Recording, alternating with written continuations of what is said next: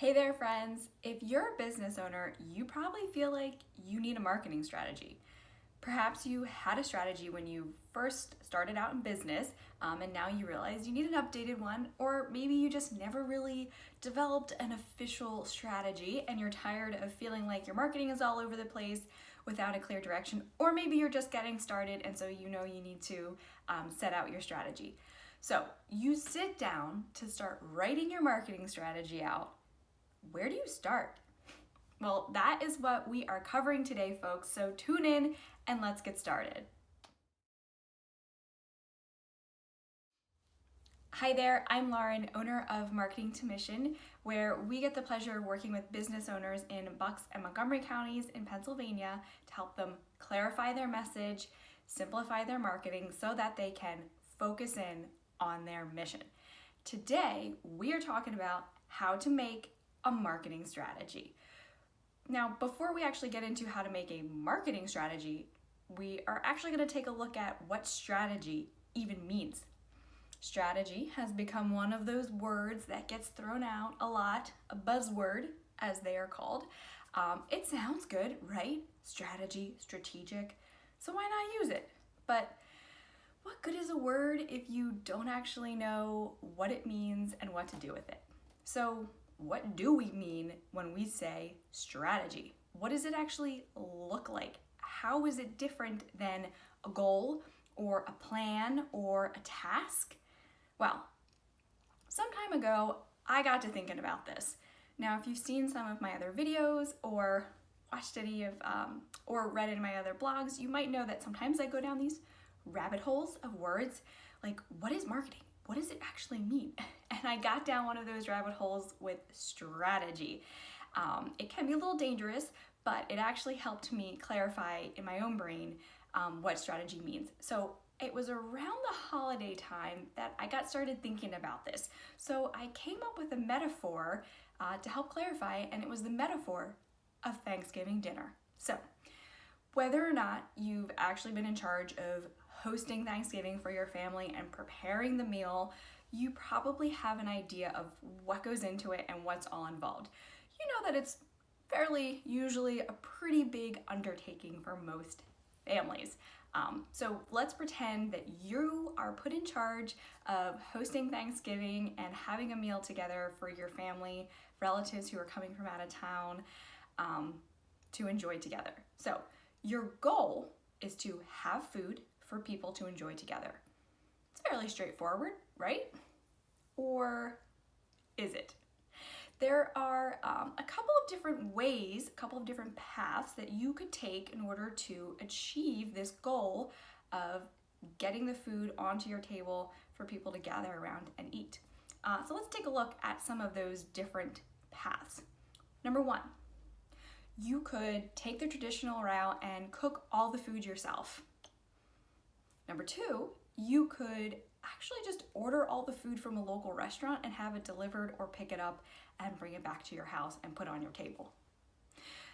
Option number three is that you could organize a potluck and have different family members each bring a different dish so that you're not cooking it all yourself. Now, each of these paths would ultimately get you to your end goal of having food on your table for people to enjoy and eat together, right? Now, these different paths, these are strategies. The strategies are just different paths that allow you to achieve your goal. The important point here is that each of these strategies is going to have a different set of tasks that you have to do in order to get there. So, for example, if you choose option number one, you're gonna pull out grandma's recipes, take a look at them. Maybe you'll go on the internet and look for some other fun new recipes to try. But if you try option number two, you are going to research local restaurants, and if they have Thanksgiving meal options, you're gonna compare prices and dishes and see what's available. If you pick option number three, you're gonna maybe plan out the menu, but then you'll start calling your family, your relatives, and seeing what they may want to bring or maybe what they can bring. So you can see that each of these different strategies, each of these different paths, you are going to be doing a different set of tasks. So the relationship here is that you have this goal, and then you have different strategies, and then depending on the strategy, you are going to define your tasks. So with that in mind, let's take a look at a business example, and let's start talking about marketing here. Let's pretend you're a pediatric dentist and you just open up your practice and you have a goal, let's say, of opening with and getting 50 new clients in your first quarter. So there are a couple of different ways that you could go about getting those new clients. One of those ways could be you could market directly to your end user, families with young kids, because you're a pediatric dentist. Option number 2 could be you develop relationships and partnerships with other local businesses that serve similar audiences, such as pediatrician offices, daycares, and preschools. Now, each of these strategies could get you to your end goal of getting new clients.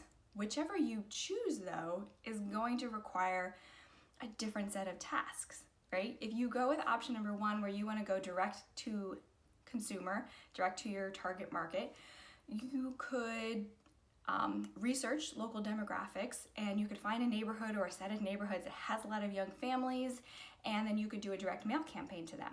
If you chose option number 2, you could start making a list of local pediatrician offices, daycares, and preschools that you could begin building relationships with in order for them to be a referral source for you. So whichever one you choose, once you decide, the next set of tasks is going to become more clear. Now, at this point, you might be thinking to yourself, Lauren, why can't I just do both of these? They both seem like great ideas. Simple answer, because you have limited time, limited money, limited resources.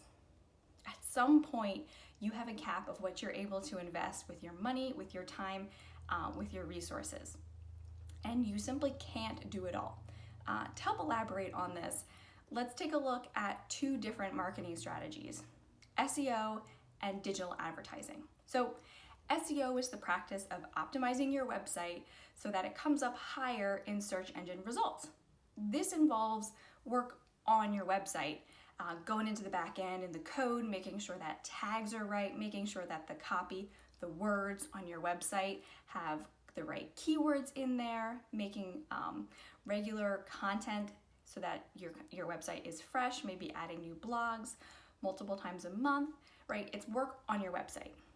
A digital advertising strategy is when you pay money to a particular platform for them to show your website or your ads to a certain set of groups of people, depending on, it could be their demographics or their search terms. For example, with Google ads, you pay Google money, and when people search for certain things, maybe pediatric dentist near me, they